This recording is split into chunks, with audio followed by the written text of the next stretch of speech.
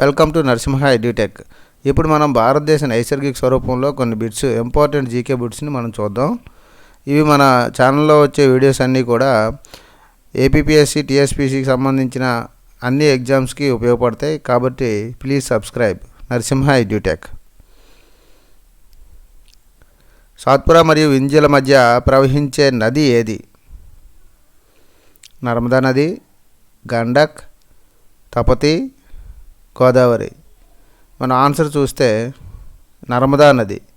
సాత్పురా మరియు వింధ్య పర్వతాల మధ్య ప్రవహించే నది నర్మదా నది.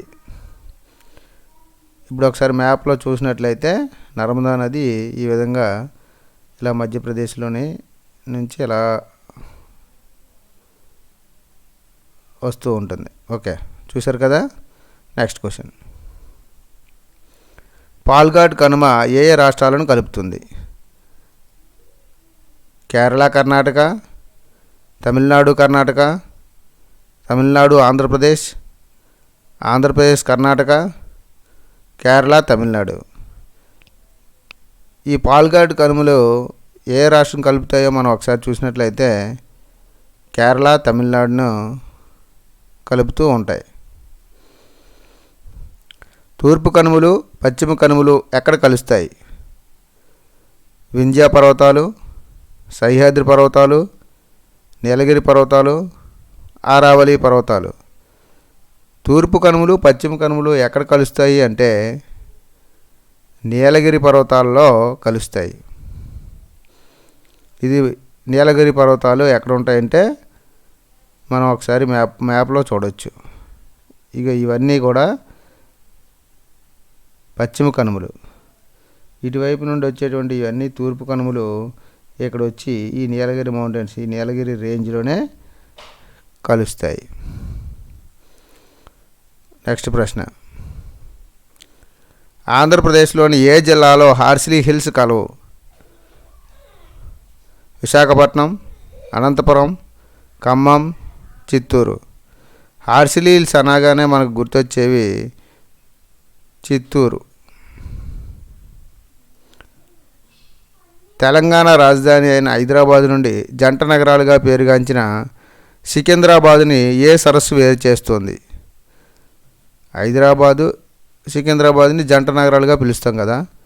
మరి ఈ రెండిట్ల మధ్య ఒక సరస్సు ఉంది, అదేంటో చూద్దాం.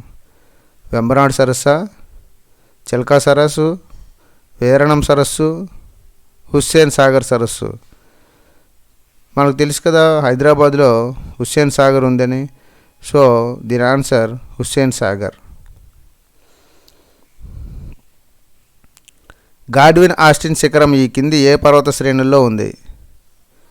కారకోరం, జాల్ధర్, పీర్పంజల్, శివాలిక్.